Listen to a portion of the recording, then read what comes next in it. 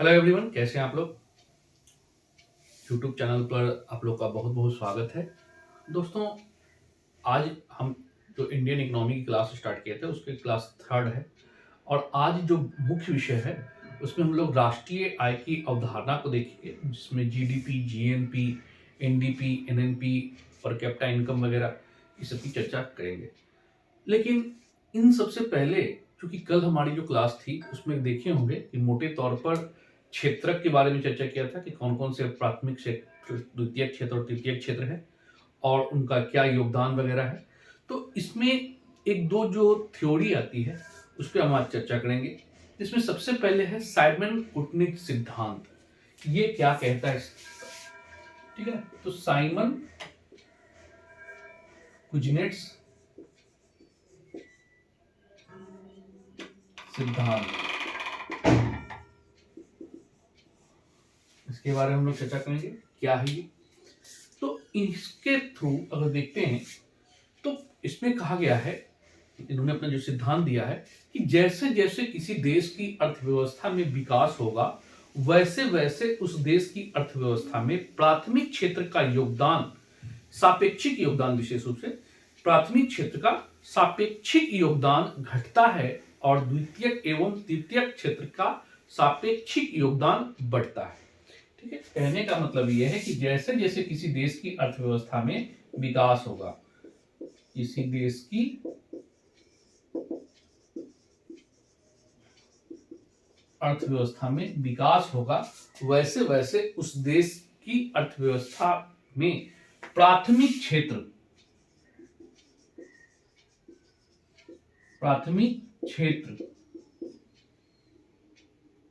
का सापेक्षिक योगदान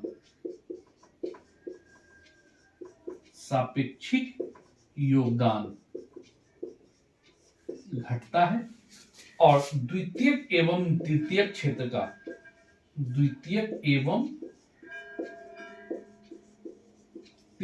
क्षेत्र का सापेक्षिक योगदान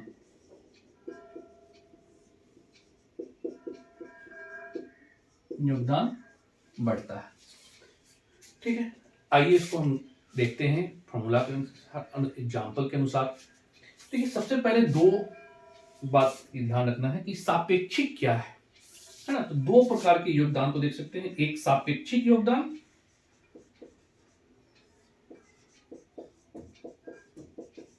और दूसरा निरपेक्ष योगदान।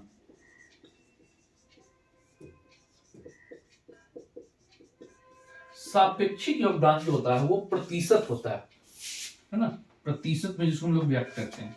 और निरपेक्ष योगदान जो होता है वो टोटल प्रोडक्शन होता है, टोटल प्रोडक्शन। तो सापेक्षिक योगदान मतलब कि प्रतिशत में योगदान बढ़ता है।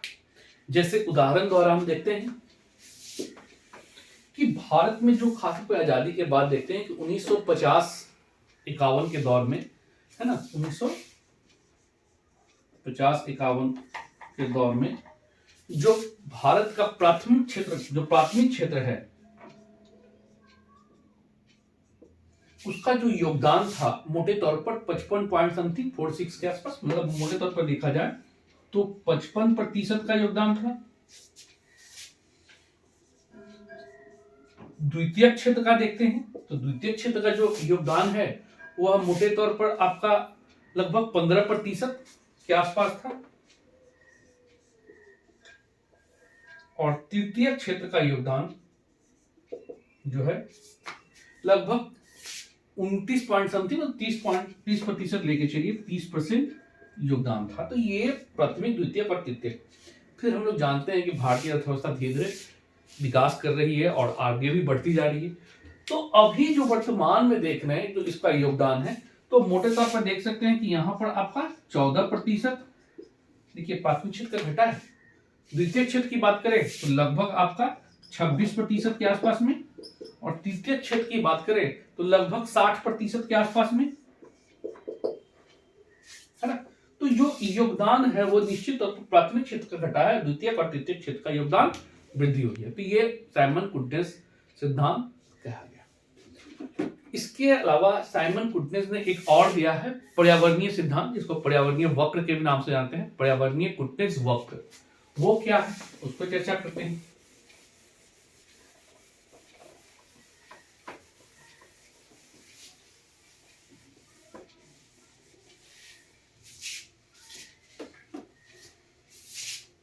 पर्यावरणीय कुटनेस वक्र,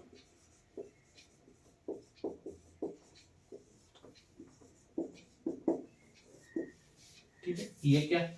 तो पर्यावरणीय कुटनेस वक्र के अनुसार कहा गया है कि जैसे जैसे किसी देश की अर्थव्यवस्था में विकास होता है, वैसे वैसे उस देश के प्रदूषण का केंद्रीयकरण या प्रदूषण में केंद्रीयकरण भी बढ़ेगा, किंतु एक स्तर तक आने के बाद इसमें गिरावट की स्थिति देखने को मिलती है। जैसे जैसे किसी देश की अर्थव्यवस्था में विकास होगा तो प्रदूषण भी सीधा है, इसका प्रभाव प्रदूषण पर भी पड़ेगा, स्वाभाविक भी है। काफी कल कारखाने लगेंगे, उससे प्रदूषण में भी वृद्धि होगी। लेकिन एक स्तर पर आने के बाद प्रदूषण में गिरावट देखने को मिलता है, प्रदूषण में गिरावट देखने को मिलता है ना। तो इसे हम लोग इस प्रकार भी देख सकते हैं कि जैसे मान लीजिए किसी देश की अर्थव्यवस्था में विकास हो रहा है, एक स्तर पर पहुंचने के बाद इसमें पतन की ओर स्थिति बनती है। तो इसे देख रहे हैं, ये एक स्तर हो गया। तो यहां पर देख रहे हैं कि जैसे अर्थव्यवस्था का विकास दिखा रहा है, और यहां अर्थव्यवस्था ये प्रदूषण को दिखा रहा है, प्रदूषण में वृद्धि हो रही है, यहां प्रदूषण में कमी आ रही है। यह एक स्तर है जहां से पतन दिखा रहा है। तो कह सकते हैं इसे हम लोग कि प्रति व्यक्ति आय और प्रदूषण के बीच संबंध प्रदर्शित करने वाली वक्र को उल्टा यू के रूप में व्यक्त किया जा सकता है। ये भी पूछा जाता है कि जो प्रति व्यक्ति आय जैसे जैसे बढ़ेगी अर्थव्यवस्था विकास होगा, स्वाभाविक है। तो प्रति व्यक्ति आय और प्रदूषण के वक्र को किस रूप में व्यक्त किया जा सकता है? तो उल्टा यू के रूप में प्रदर्शित किया जा सकता है। तो ये रहा पर्यावरणीय कुटनेस वक्र का थ्योरी। अब हम देखते हैं तीसरा जो इसी से संबंधित है वह है एंजल का पारिवारिक उपभोग नियम। ये भी कई बार पूछता है, एंजल का पारिवारिक उपभोग नियम।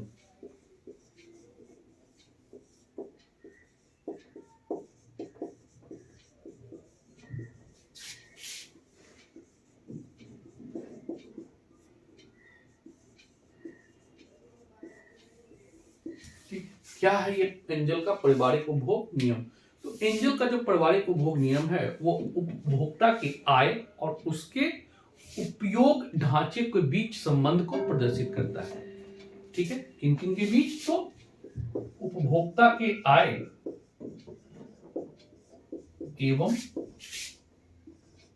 उपभोग के बीच संबंध स्थापित करता है, उपभोग के बीच के संबंध को व्यक्त करता है।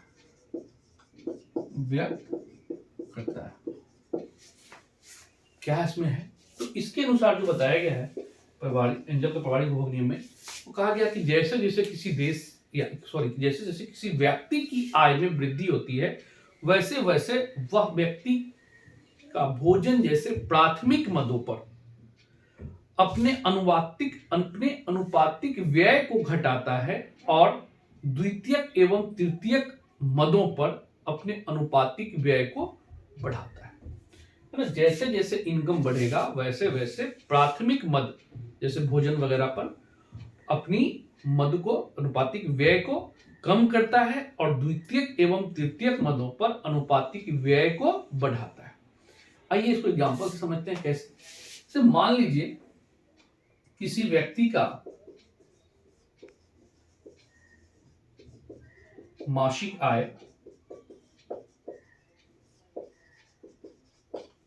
है ना, क्या होगा नहीं होगा वो देखेंगे। इसके बाद देखेंगे प्राथमिक मद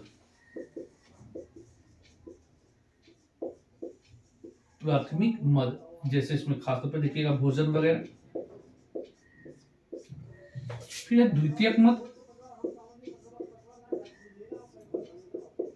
जैसे भवन मकान वगैरह जो भी हो, भवन मकान।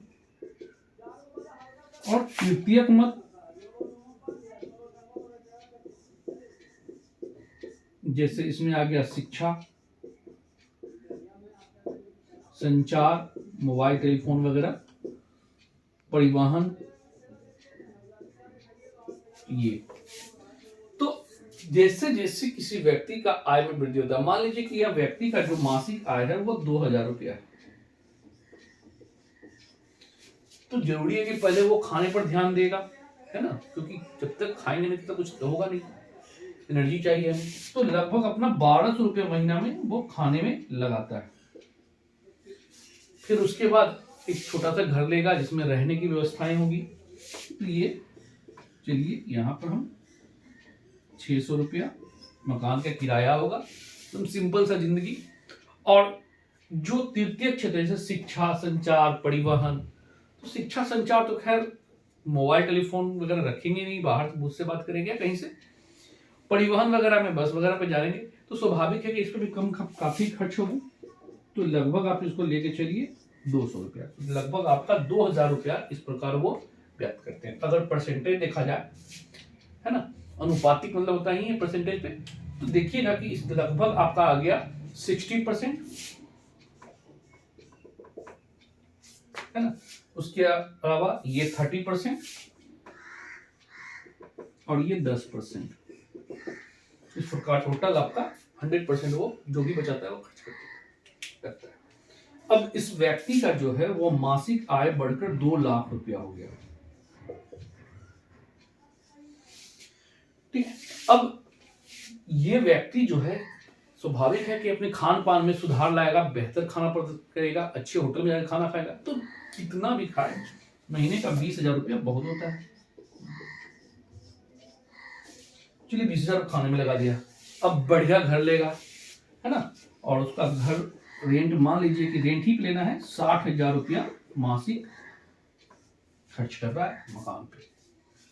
फिर भी लेकिन शिक्षा वगैरह में तो कॉर्पोरेट कोचिंग स्कूल वगैरह में अपने बच्चों को पढ़ाएगा, संचार वगैरह में मोबाइल बेहतर लेगा, अब अपनी गाड़ी से घूमेगी। मतलब कहने का मतलब है कि लग्जरी जीवन जीते हुए उन्होंने 1,20,000 रुपया इस पर खर्च कर दिया, प्रत्येक मत करेगा। अगर देखें इसका तो अनुपातिक व्यय क्या है, ये 10%, ये 30% और यहाँ 60%, है ना, कि जैसे जैसे व्यक्ति की आय में वृद्धि होगी वैसे वैसे वो अपने प्राथमिक मद जैसे पर अनुपातिक व्यय में कमी लाएगा और द्वितीय एवं तृतीय क्षेत्र में अनुपातिक व्यय को बढ़ाएगा। तो इस प्रकार ये एंजल का पारिवारिक उपभोग नियम ये बताता है। तो ये रहा उदाहरण के द्वारा। अब हम आते हैं अपनी टॉपिक राष्ट्रीय आय की अवधारणा पर। तो सबसे पहले कि राष्ट्रीय आय की अवधारणा के अंतर्गत हम लोग पढ़ेंगे क्या क्या। इकोनॉमिक्स का मूल पाठ है ये राष्ट्रीय आय की अवधारणा, बहुत इंपॉर्टेंट है। कई बार क्या लगभग हमेशा इन सेक्टर से प्रश्न पूछे जाते हैं, है ना। तो राष्ट्रीय आय की अवधारणा में पढ़ना क्या क्या है।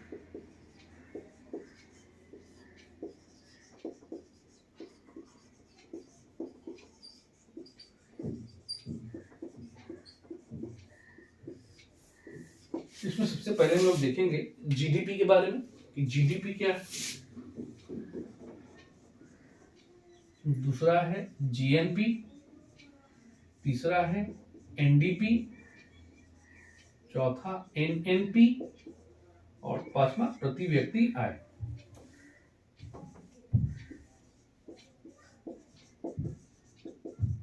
प्रति व्यक्ति आय, ये हम लोग मोटे तौर पर 5 चीजों को इसमें हम देखेंगे, है ना। अब हम आते हैं एक एक करके इसमें है क्या क्या, जीडीपी के बारे में, फिर उसके बाद जीएनपी, फिर एनडीपी, एनएनपी, प्रति व्यक्ति आय के बारे में।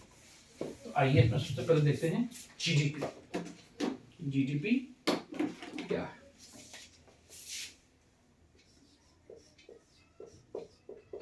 इसे हम लोग फुल फॉर्म इसका जो है ग्रॉस डोमेस्टिक प्रोडक्शन कहते हैं।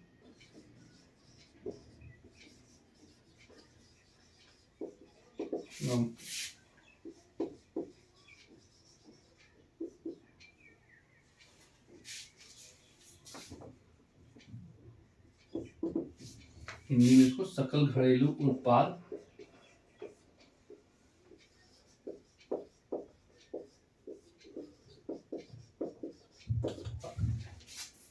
ठीक है। सकल घरेलू उत्पाद क्या है? ये सकल घरेलू उत्पाद परिभाषा भी देखते हैं, अक्सर पूछा भी जाता है इंटरव्यू वगैरह में, तो खासतौर पर जीडीपी क्या है, जीएनपी क्या है, परिभाषा दोनों में अंतर क्या है ना।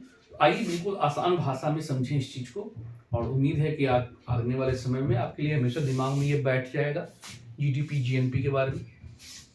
तो पहले आते हैं डोमेस्टिक प्रोडक्शन में। एक वर्ड है दोस्तों डोमेस्टिक, ये ध्यान रखिएगा, जो भी खेला है ये शब्द का है ना। ग्रॉस नेशनल प्रोडक्ट्स मतलब वहां पर नेशनल हो जाएगा, यहाँ डोमेस्टिक। अब डोमेस्टिक बात की जाए तो डोमेस्टिक मतलब होता है घरेलू, है ना। घरेलू लिखा हुआ, घरेलू मतलब क्या? घर। घर घर मतलब आशा हम लोग यही कहते हैं, घर मतलब क्या होता है? एक ऐसा स्थान जहां पर लोग रहते हैं। और ये घर हमारा अगर देखा जाए तो अर्थव्यवस्था के क्षेत्र में देखते हैं तो हमारा देश हो जाएगा, है ना। घर मतलब यहां से क्या है? देश से ऐसे है। अगर राज्य की बात करेंगे बिहार में तो बिहार का हो जाएगा हम लोग का, किसी का यूपी का, किसी का दिल्ली का, जो भी हो, स्टेट भी। लेकिन अगर बृहद पैमाने पर देखा जाए तो पूरे देश की बात करेंगे कि एक देश में। अब क्या है? तो उत्पादन। उत्पादन क्या होगा? तो हम लोग कल चर्चा किए थे कि उत्पादन दो प्रकार के होते हैं।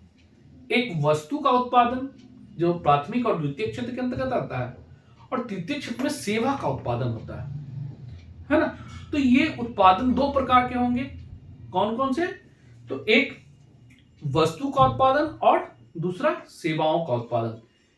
अब किसी देश के अंदर ये दोनों उत्पादन को सम्मिलित कर दिया जाए तो उस देश का जीडीपी कहलाएगा। आसान भाषा में ही है, किसी देश के अंदर या किसी भौगोलिक सीमा के अंतर्गत उस देश में उत्पादित कुल वस्तु और सेवाओं।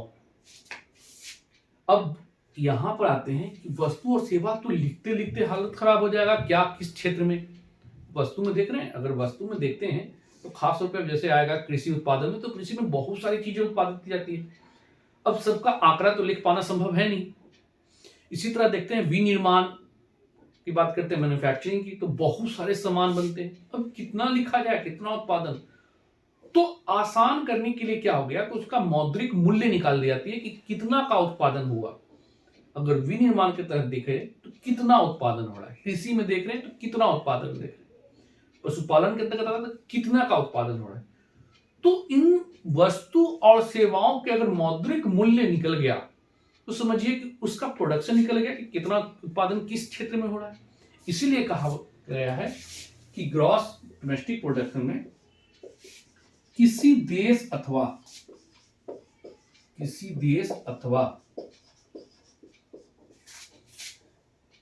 किसी भौगोलिक सीमा के अंतर, किसी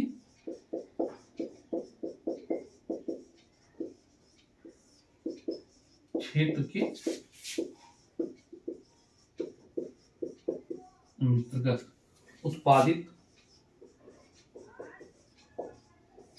वस्तु, किसी देश अथवा किसी भौगोलिक क्षेत्र के अंतर्गत एक वित्तीय वर्ष में, क्योंकि उत्पादन तो होगा ना कि किसी खास समय, तो एक वित्तीय वर्ष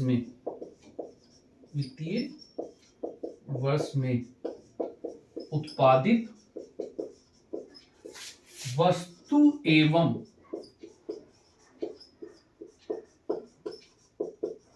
सेवाओं के मौद्रिक मूल्य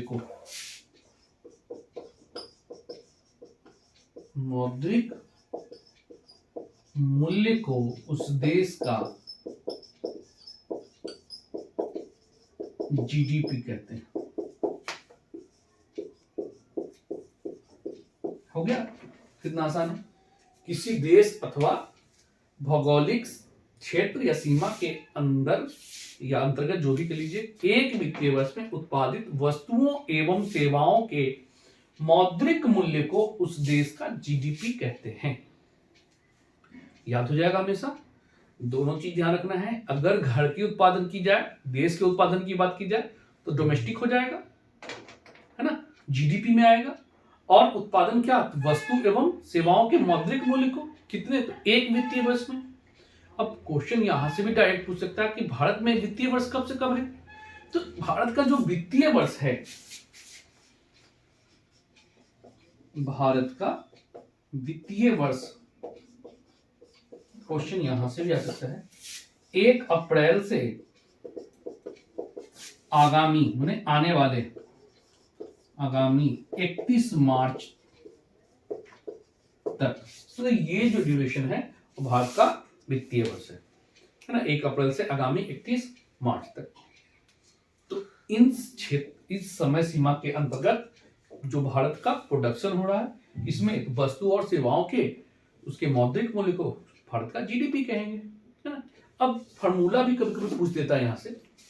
अब थोड़ा सा यहां चर्चा करेंगे कि देश में कौन होंगे, भौगोलिक सीमा या देश में कौन होगा। तो स्वाभाविक बात है, देश में किसका हो जाएगा, तो देश में भारतीय भी हैं और विदेशी भी हैं। तो क्वेश्चन पूछते हैं कि क्या केवल भारतीयों का उत्पादन, तो नहीं, देश की उत्पादन की बात कर रहे हैं ना। तो देश में तो कोई भारत भी उत्पादन कर रहा है और विदेशी भी हैं, वो भी उत्पादन कर रहे हैं। मतलब कहने मतलब कोई देश भारत में आकर अपना विदेशी द्वारा भारत में कोई मान लीजिए एफडीआई के माध्यम से अपना कोई लगाता वगैरह है ना, औद्योगिक स्थिति, और उससे जो उत्पादन होगा वो भी इसमें शामिल किया जाएगा, क्योंकि उत्पादन तो भारत में हो रहा है। तो हमने ये तो नहीं बोला कि भारतीयों द्वारा, सीधा है किसी भौगोलिक सीमा के अंतर्गत उत्पादन। अब उत्पादन चाहे भारतीय द्वारा हो या विदेशी द्वारा, दोनों इसमें शामिल आएगा, है ना।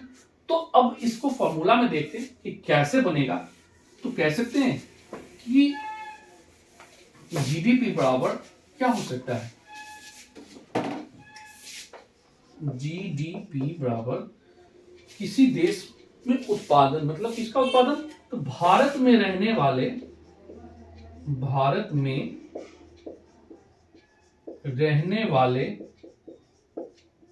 भारतीयों का उत्पादन, भारतीयों का उत्पादन प्लस भारत में रहने वाले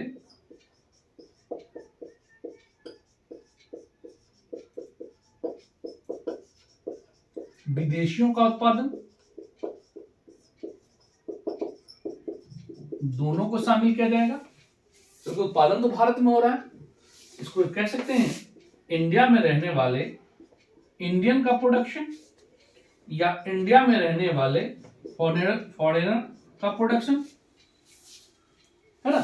तो इस फॉर्मूला को हम कह सकते हैं कि GDP equal to IIP plus IFP.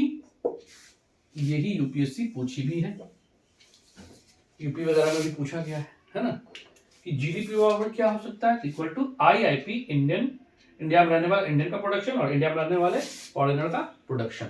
तो आईएफपी और आईआईपी, ठीक है। तो इसको इस प्रकार भी हम लोग व्यक्त कर सकते हैं। इसके अलावा एक और फॉर्मूला भी होता है, जीडीपी बराबर सी प्लस जी प्लस आई और प्लस एक्स और एन का जो भी अंतर आएगा, है ना। तो उसको व्यक्त कैसे करते हैं वो भी देख लीजिए। जीडीपी चीजें वही है,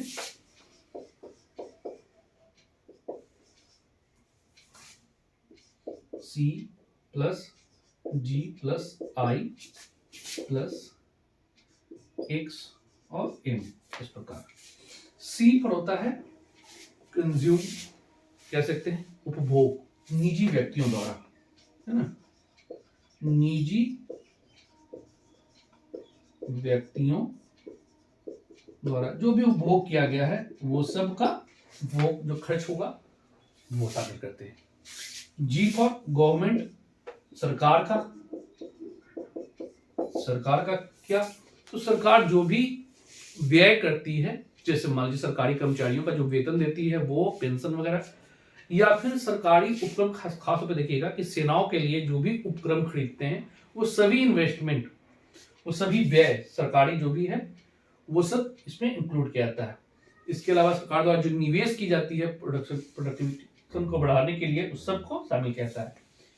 आई फॉर इन्वेस्टमेंट, इन्वेस्टमेंट जो नागरिकों द्वारा निवेश किया जाता है, जनता द्वारा, वो एक्स जो हम लोग खास तौर पे किसी वस्तु को निर्यात करते हैं और निर्यात के दौरान जो पैसा आता है तो वो पैसा एक्स के रूप में आ रहा है, और वो पैसा आ रहा है इसलिए इसको हम प्लस करेंगे। और जो हम लोग यहां से आयात करते हैं तो आयात वस्तु आती है तो पैसा बदले में जाता है, तो ये एक्स में एम हो जाएगा, मतलब माइनस हो जाएगा। तो ये हम लोग आयात निर्यात को भी देखते हैं, है ना, इन्वेस्टमेंट और एक्सपोर्ट, निर्यात और एम फॉर आयात। तो ये फॉर्मूला भी बहुत लोग देखते हैं। अब हम बात करते हैं फिर जीएनपी के बारे में, है ना, जीडीपी, जीएनपी। जीएनपी क्या है? इसका फुल फॉर्म होगा ग्रॉस नेशनल प्रोडक्ट, इसको हिंदी में कह सकते हैं सकल राष्ट्रीय उत्पाद। अब देखिए एक वर्ड है यहां पर, जैसे उसमें घरेलू था, इसमें क्या है, राष्ट्रीय। राष्ट्रीय कौन होगा? किसी देश का नागरिक होगा, कहते हैं नागरिकता प्राप्त होता है, मतलब राष्ट्रीय मतलब राष्ट्रीयता की बात कर रहा है। राष्ट्रीयता किसे मिलेगा? तो वहां के नागरिकों द्वारा,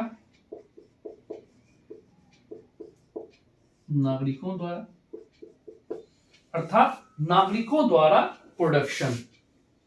किसी देश अथवा भौगोलिक क्षेत्र के अंतर्गत किसी नागरिकों द्वारा या वहां के नागरिकों द्वारा एक वित्तीय वर्ष में उत्पादित वस्तु एवं सेवाओं के मौद्रिक मूल्य को उस देश का जीएनपी कहते हैं। देखिए वहां घरेलू उत्पादन था, यहां पर वहां के जनता द्वारा, वहां के नागरिकों द्वारा, है ना। तो इसको जीएनपी में कह सकते हैं किसी देश अथवा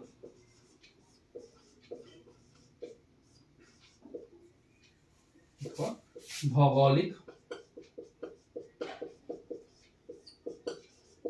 सीमा के अंदर उस देश के नागरिकों द्वारा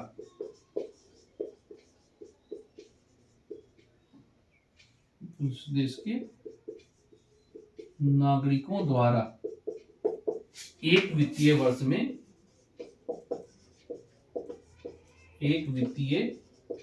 में उत्पादित वस्तु एवं सेवाओं के मौद्रिक मूल्य को उस देश का जीएनपी कहते हैं, है ना।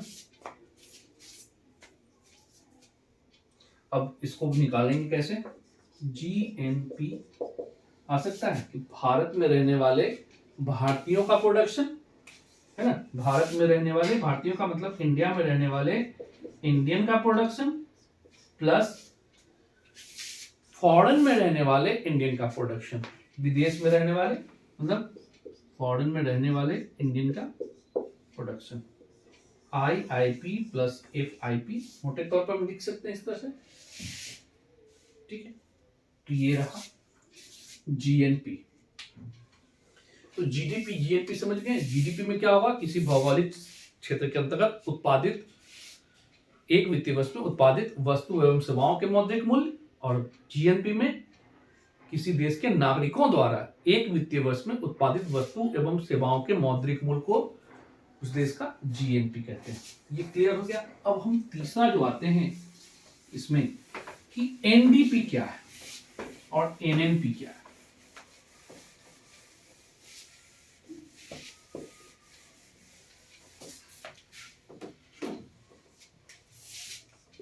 एनडीपी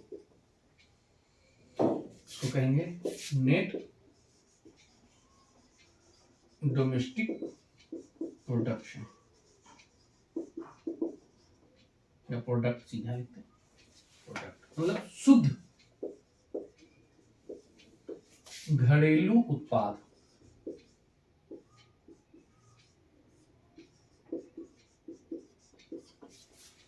ठीक है, अभी थोड़ी देर पहले ना जीडीपी की बात किए थे, सकल घरेलू उत्पाद। अब जीडीपी और एनडीपी में क्या अंतर है? तो देखिएगा कि जीडीपी प्रोडक्शन को दिखाता है निश्चित तौर पे, लेकिन वो शुद्ध नहीं होता, सकल होता है। अब शुद्ध सकल को थोड़ा समझे क्या है। देखिए, मान लीजिए कि कोई एक हम लोग कंपनी लगाते हैं, एबीसी कंपनी, और इसमें लगभग 14 लाख रुपया खर्च हुआ। ठीक है, अब इस कंपनी द्वारा कोई वस्तु प्रोडक्ट किया गया, प्रोडक्शन किया गया, उत्पादन किया गया, वस्तु का उत्पादन, और टोटल उस वस्तु के उत्पादन से जो प्राप्ति हुई, जो हमारे पास पैसा आया, वो लगभग 20 लाख हुआ। 20 लाख। तो हमने कहा कि हमारा एक साल की कमाई कितनी है? 20 लाख। ये हमारा जीडीपी को दिखा रहा है कि हमारा जीडीपी कितना है एक साल का, तो 20 लाख रुपया हमारे पास आया। लेकिन ये सकल है, वास्तविक नहीं। क्यों? क्योंकि जो हमारा कंपनी के लिए लागत लगा था, जो मशीनरी, जो मशीन हम लोग 14 लाख में मशीन खरीदे थे, मानते कि वो मशीन हमारे पास अभी भी है, लेकिन क्या उस मशीन का वैल्यू उतना है? तो नहीं। स्वाभाविक बात है कि आज हम उस मशीन को बेचेंगे एक साल बाद, तो वो हमें रेट में नहीं मिलेगा। तो इस प्रकार देखें तो वो इसमें तो लागत में कमी आई है ना, ये हमारा लाभ दिखा रहा है, जीडीपी दिखा रहा है, लेकिन ये वास्तविक नहीं है, क्योंकि यहां तो लॉस हो रहा है ना। अब उस वस्तु को हम अगर बेचते हैं, अगर उस मशीन को बेचें, तो हमें मात्र 10 लाख मिलेगा। 10 लाख उस मशीन का वैल्यू, मतलब हमारा 4 लाख यहां पर गिरावट आ गया। तो जो टोटल प्रोडक्शन है 20 लाख है ना, 20 लाख जो टोटल इनकम हुआ था, उसमें अगर 4 लाख घटा दें, 4 लाख, तो लगभग हमें 16 लाख जो प्राप्ति हुई है। हमारा वास्तविक इनकम, हमारा वास्तविक प्राप्ति यही है, 16 लाख। तो ये जो 4 लाख घटाए क्या है? ये ह्रास दिखाता है। हमारे जो मशीन में पैसा लगा था वो ह्रास के रूप में घटा वो। तो इसलिए हम कह सकते हैं कि हमारा जो भी डिप्रेशन होता है, डिप्रिसिएशन, वस्तु में ह्रास को घटा सकते हैं। तो डिप्रिसिएशन के बाद जो भी प्राप्ति होगी वो हमारा शुद्ध रूप से प्राप्ति होगी। तो जीडीपी में कहने का मतलब ये है कि जीडीपी में अगर ह्रास को घटा दे, है ना, डिप्रिसिएशन को हटा दें, तो जो प्राप्त होगा वो एनडीपी के रूप में प्राप्त होगा। इस प्रकार कह सकते हैं कि सकल घरेलू उत्पाद में ह्रास को घटाने के बाद जो प्राप्ति होती है ना, मौद्रिक मूल्य प्राप्ति होगी, उस देश को हम एनडीपी के रूप में व्यक्त करेंगे कि इस देश का एनडीपी कितना है, total net production, domestic production कितना है, तो जो भी होगा। इसलिए NDP equal to GDP minus ह्रास, डिप्रिसिएशन। तो ये रहा जीडीपी में। अब इसी प्रकार हम लोग देखते हैं एनएनपी क्या है। तो एनएनपी भी वही होगा जो जीडीपी के बारे में होगा। मतलब कहने का मतलब ये है कि एनएनपी क्या है? नेशनल प्रोडक्शन,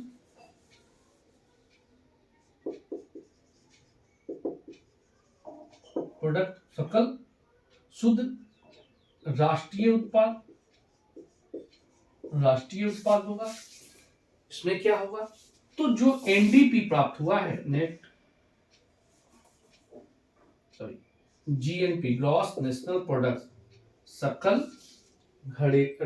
सकल राष्ट्रीय उत्पाद, उसमें माइनस ह्रास को घटाएंगे, तो जो भी प्राप्त होगा वह शुद्ध राष्ट्रीय आय होगा। तो इस प्रकार कह सकते हैं कि एनएनपी बराबर जीएनपी माइनस ह्रास, घटाने के बाद जो भी प्राप्त होगा उसे हम एनएनपी के रूप में देखेंगे। और यही हमारा जो सकल की जगह पर जो शुद्ध होता है, शुद्ध राष्ट्रीय उत्पाद एनएनपी, इसे ही हम राष्ट्रीय आय कहते हैं। राष्ट्रीय आय, राष्ट्रीय आय क्या है? तो नेट नेशनल प्रोडक्शन को ही उस देश का राष्ट्रीय आय कहते हैं। ठीक है, तो इतना तक समझ गए। अब पांचवा जो था आपका प्रति व्यक्ति आय, ये क्या है?